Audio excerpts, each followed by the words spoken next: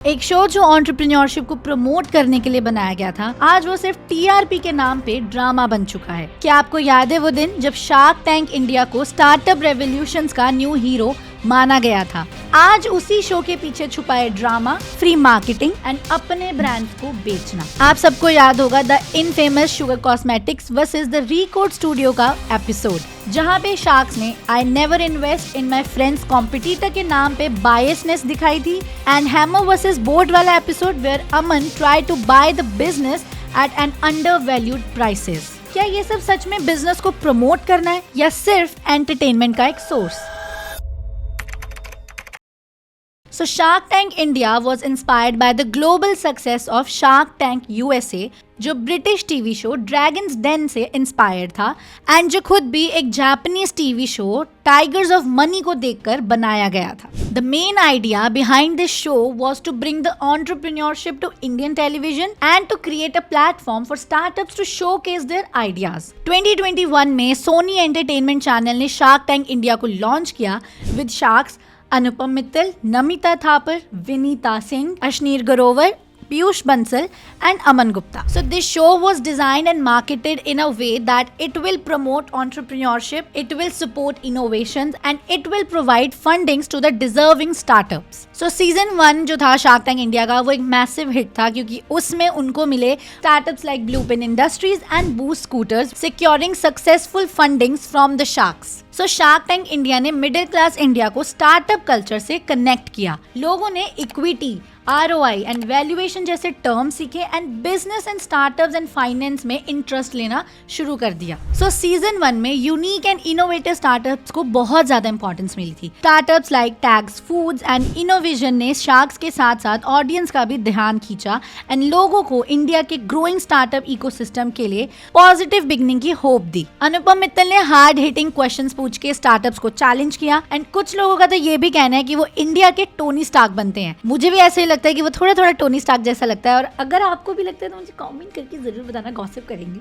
अब हम सीजन 1 की बात कर रहे हैं तो अश्नीर ग्रोवर को कैसे भूल सकते हैं। उन्होंने ब्लंट एंड अनफिल्टर्ड फीडबैक देके शो को वायरल कर दिया।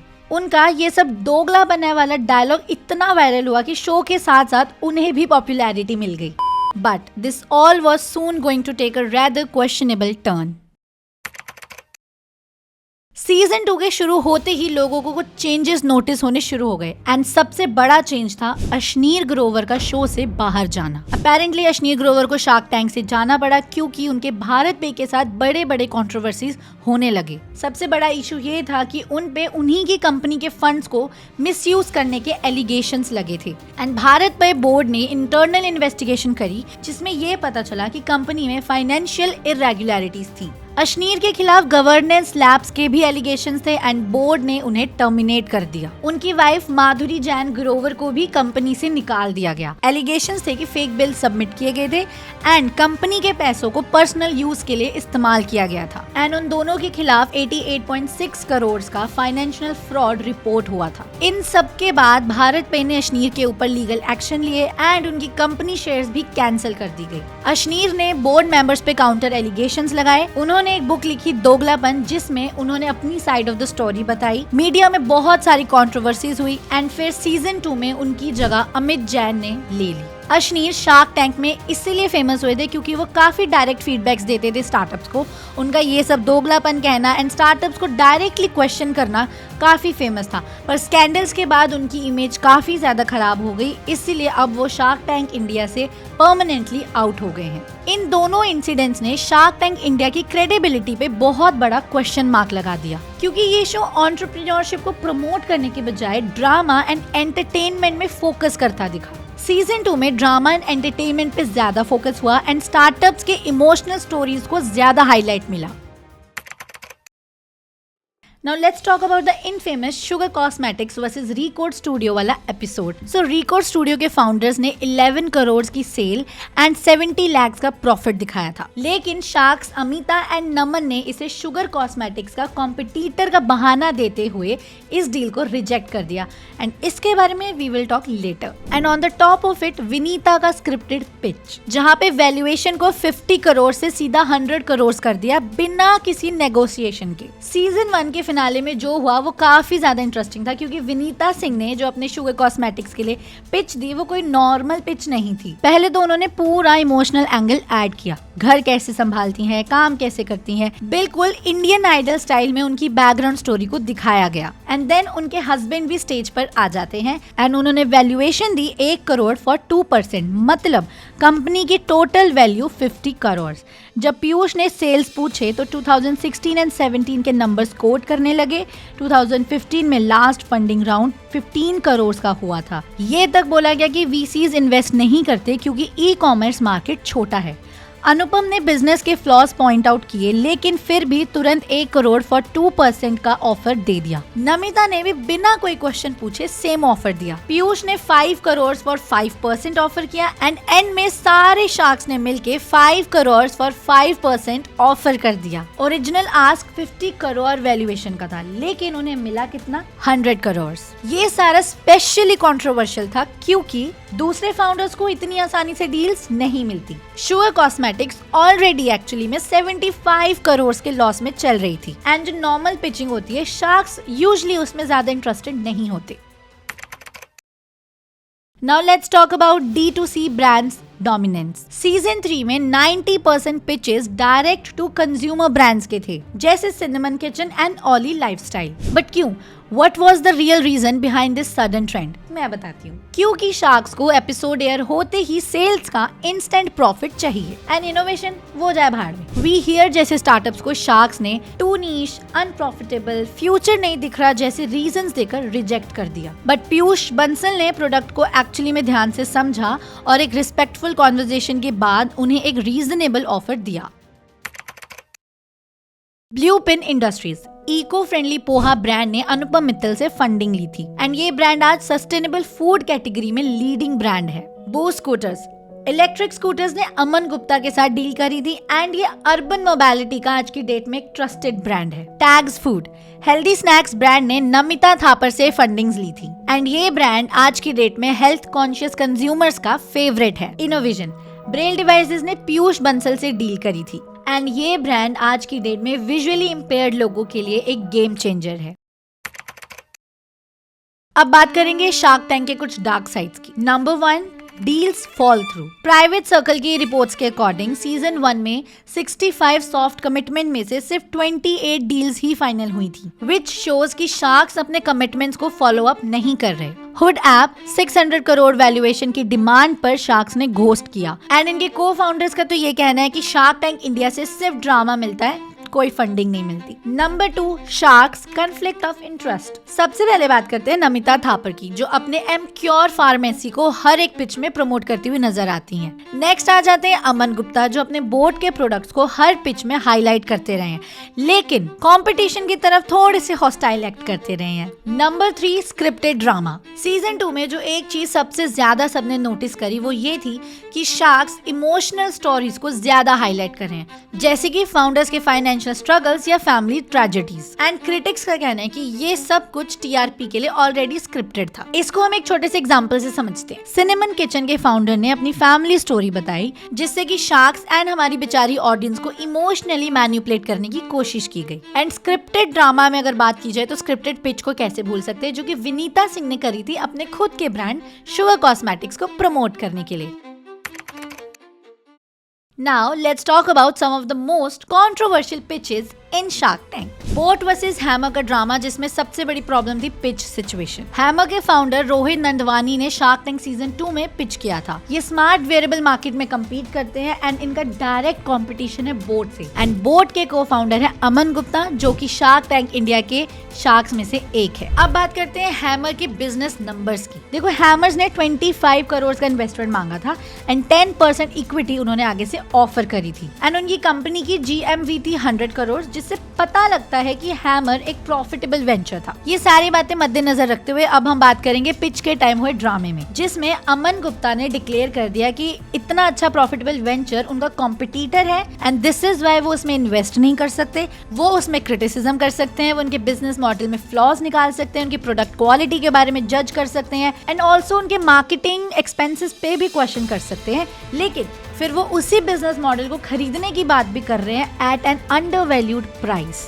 ये सारी भसड़ के बाद हैमर के को फाउंडर रोहित ने सोशल मीडिया पे जाके ये क्लेम किया कि बोट ने उनके सप्लायर्स पर प्रेशर डाला कि उनके साथ डील्स ना करें, उनके साथ काम बंद कर दे, उनके मैन्युफैक्चरर्स को भी हैमर के साथ काम करने से मना किया, जिस वजह से उनकी सप्लाई चेन डिसरप्ट हुई एंड उनके बिजनेस में बहुत ज्यादा इम्पैक्ट हुआ। अब इस मैटर के बाद शार्क टैंक इंडिया शो की क्रेडिबिलिटी के ऊपर अगेन एक क्वेश्चन मार्क उठ गया कि क्या इस शो में कॉम्पिटिटर्स को अलाउ करना चाहिए, दैट शार्क्स को बिजनेस को जज करना चाहिए अपने पर्सनल इंटरेस्ट को साइड करके। ये सारी कंट्रोवर्सी के बाद क्या हुआ, पब्लिक ने अनफेयर बिजनेस प्रैक्टिसेस पे आवाज उठाई, हैमर को बहुत ज्यादा लोगों का सपोर्ट मिला and on the other hand boat की बहुत सारी चीजें बाहर आई, जैसे कि एक वाइट लेबल कंपनी है जो चाइना से अपना माल मंगाती है और उस पे अपना बोट का लेबल छाप कर लोगों को बेच देती है and according to the reports boAt के जो प्रोडक्ट्स हैं वो भी अकॉर्डिंग टू द स्टैंडर्ड नहीं है। अब इस कंट्रोवर्सी के बाद एक और कंट्रोवर्सी है जिसके बारे में मैं आप सबको बताना चाहूंगी, that was Vinita Singh sugar Cosmetics versus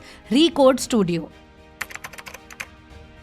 now record studio is a makeup and beauty products brand जो कि इन्फ्लुएंसर मार्केटिंग भी करते हैं। ये ब्रांड हाई एंड होटल्स में अपनी मेकअप क्लासेस ऑर्गेनाइज करते हैं जहां पे ये फ्री लंचेस भी प्रोवाइड करते हैं and this is a very strong customer engagement strategy. 2021 से 2022 में इन्होंने 15 करोड़ सेल्स करी थी, 2023 में इनकी सेल्स थी 11 करोड़ एंड प्रॉफिट था 70 to 75 lakh. Proper profitable business model था ये ब्रांड, इंडस्ट्री में अच्छे कनेक्शंस थे इनके एंड इनको ऑपरेशंस की भी काफी अच्छी अंडरस्टैंडिंग थी। फिर भी इनकी पिचिंग के टाइम पे भी एक ड्रामा हुआ जो मैं बताती हूँ आपको। Now we all know that Record Studio is direct competitor of Sugar Cosmetics. तो जब वो अपने सेल्स के नंबर्स वगैरह शेयर कर रहे थे उस टाइम पे विनीता के चेहरे के जो रिएक्शन थे वो थोड़े देखने वाले थे। आई डोंट नो वो एडिटर्स ने जानबूझ के दिखाया या एक्चुअल में विनीता उन नंबर्स को सुन के वरिड हो गई थी, बिकॉज ऑब्वियसली ब्रांड बहुत अच्छे नंबर्स पे चल रहा था एंड विनीता का शुगर कॉस्मेटिक्स ऑलरेडी लॉस में चल रहा था। वो काफी फ्लाइंग केसेस वाले रिएक्शंस भी दे रही थी अगर कोई शार्क सार्केस्टिक बात मार रहा था and as a Sugar Cosmetic को फाउंडर उनके लिए ये थोड़ी सी डरने की बात तो थी, बट उन्हें दूसरे कॉम्पिटिटर के लिए इस तरह के रिएक्शंस नहीं देने चाहिए थे। इस पर हम बात करेंगे नमिता जो कि विनीता की फ्रेंड है, नमिता विनीता सो कंफ्यूजिंग। चलो हम बात करें नमिता थापर के रिएक्शन की इन सारी पिचिंग के बाद जो हुआ एंड उन्होंने एक्चुअल सेल्स नंबर सुने ही नहीं, पहले ही she said I am out and I am out के अलावा अच्छे से वो कुछ और बोल भी नहीं सकती हैं। उन्होंने सीधा सीधा कह दिया कि मैं अपने फ्रेंड के डायरेक्ट कॉम्पिटिटर में इन्वेस्ट नहीं करूंगी चाहे वो ब्रांड जितना मर्जी अच्छा चल रहा हो। What is this biasness. इस भेड़ चाल में एक और इंसान शामिल था, अमन गुप्ता। उनके रिएक्शन की भी बात कर लेते हैं। अमन ने भी सेम रीजन दिया कि वो अपने दोस्त की कंपनी के कंपटीशन में इन्वेस्ट नहीं करेंगे। तो नंबर्स एंड बिजनेस मॉडल को तो भूल ही जाओ, ये लोग ऑलरेडी अपने अंदर टीम अप करके बैठे कि कोई भी हमारा कॉम्पिटिटर आएगा जो हमसे ज्यादा अच्छा बिजनेस कर रहा है उसको हम चांस ही नहीं देंगे। अब यहाँ पे ना इन शार्क्स के डबल स्टैंडर्ड्स पता चलते हैं। जब विनीता ने अपने शुगर कॉस्मेटिक्स के लिए पिच करा तब सभी शार्क्स ने खुशी खुशी उसमें इन्वेस्ट कर दिया, लेकिन वहीं एक रिकॉर्ड स्टूडियो जैसा ब्रांड आता है जो बहुत ही ज्यादा प्रॉफिटेबल है, उसको कॉम्पिटिटर कह के रिजेक्ट कर दिया गया। यहाँ से हमें पता लगता है कि शार्क्स प्रोफेशनल डिसीजन लेने के बजाय पर्सनल रिलेशंस को प्रायोरिटाइज करते हैं। अगर हम बिजनेस इम्पैक्ट की बात करें तो रिकॉर्ड ऑलरेडी एक बहुत अच्छे फाइनेंशियल पोजीशन पे थी, बिजनेस बहुत अच्छा है, प्रॉफिटेबल है, लेकिन शुगर कॉस्मेटिक्स 75 करोड़ के लॉस में चल रही है, फिर भी रिकॉर्ड को फेयर चांस नहीं दिया गया। इसी से हमें मिलता है शो का एक बहुत बड़ा रियलिटी चेक। ये सारे इंसिडेंट्स के बाद ये प्रूफ हो गया कि ये शो एंटरप्रेन्योरशिप को सपोर्ट करने के बजाय personal equations, personal relations and personal branding पे चलता है। प्रोफेशनल डिसीजन मेकिंग की जगह पॉलिटिक्स ज्यादा है। शार्क्स अपने फ्रेंड्स को फेवर करते हैं एंड कंपटीशन को अवॉइड करते हैं, चाहे ब्रांड सामने से जितना मर्जी प्रॉफिटेबल हो या अच्छा क्यों ना हो। एंड इन सारे इंसिडेंसेस के बाद हमें क्या समझ में आता है कि शार्क्स में ट्रांसपेरेंसी नहीं है, शार्क्स के पर्सनल इंटरेस्ट इफेक्ट करते हैं उनके डिसीजंस को, एक्चुअल बिजनेस पोटेंशियल की जगह उन्हें रिलेशनशिप्स ज्यादा मैटर करते हैं एंड एंटरटेनमेंट वैल्यू के लिए जेन्युइन बिजनेस अपॉर्चुनिटीज को इग्नोर किया जाता है। सी करेंटली शार्क टैंक का सीजन 4 एयर हो चुका है and I am not sure कि ये इस बार भी इनोवेशन को वापस लेकर आएंगे या फिर ड्रामा ही करते रहेंगे। अब स्टार्टअप्स भी यूट्यूब एंड सोशल मीडिया पे पिचेस कर रहे हैं, तो शार्क टैंक इफेक्ट अब सिर्फ टीवी तक लिमिटेड नहीं है। क्रिटिक्स का तो ये भी कहना है कि शार्क टैंक इंडिया अब entertainment first and business second बन चुका है। अब तुम लोग मुझे कमेंट करके बताओ कि क्या शार्क टैंक इंडिया अभी भी एक रेवोल्यूशन है या फिर it is just another scam reality show made for cheap entertainment. देखो, मैं ये तो मानती हूँ कि शार्क टैंक इंडिया एंटरप्रेन्योरशिप को टेलीविजन पर लेकर आया, लेकिन मैं ये भी मानती हूँ कि अब ये सिर्फ एक रियलिटी शो बन चुका है। इनके ब्रांड्स भी कहीं ना कहीं लॉसेस में चल रहे हैं, तो अगर इनके सामने कोई ऐसा ब्रांड अपनी पिच लेकर आता है जो थोड़ा सा लॉस में है, इनके अकॉर्डिंग प्रॉफिटेबल नहीं है, तो क्या इनका फर्ज नहीं बनता उनमें इन्वेस्ट करके उनको प्रॉफिटेबल बनाना, उनको गाइड करना, उनको बिजनेस मॉडल उनका अच्छे से समझाना? या फिर ये लोग सिर्फ उनके मजे लेंगे, उनको क्रिटिसाइज करेंगे एंड अपने ब्रांड्स को प्रमोट करके दिखाएंगे कि हमारे ब्रांड्स तुमसे ज्यादा अच्छे हैं? आई डोंट थिंक सो कि शार्क टैंक इंडिया का ये मोटिव था। जो शार्क टैंक इंडिया का मोटिव था वो हम सबको पता है कि एंटरप्रेन्योरशिप को एक प्लेटफॉर्म देना जहां वो अपने इनोवेशंस एंड स्टार्टअप्स को लेकर आए, लोगों तक उनको दिखाएं एंड लोगों में स्टार्टअप्स की एक न्यू होप जगाएं। लेकिन सीजन 4 में आई रियली होप कि ऐसा ना हो, फेयर प्ले हो एंड सबको इक्वल डिजर्विंग अपॉर्चुनिटीज मिलें। एंड आप लोगों को इस चीज़ पे क्या कहना है कमेंट करके मुझे ज़रूर बताना। ये वीडियो कैसी लगी, आपका कौन सा फेवरेट शार्क है एंड आप किस शार्क की डिटेल्ड वीडियो चाहते हो कि उसके बिजनेस मॉडल को प्रॉपर निचोड़ा जाए, डाइसेक्ट किया जाए और उसमें क्या क्या खामियां हैं, क्या क्या उन्होंने अच्छा किया, वो सब आप अगर जानना चाहते हो हमें कॉमेंट करके ज़रूर बताना। हम मिलेंगे नेक्स्ट वीडियो में। Till then be safe, be kind and इस वीडियो को लाइक, कॉमेंट, शेयर करना मत भूलना। बाय।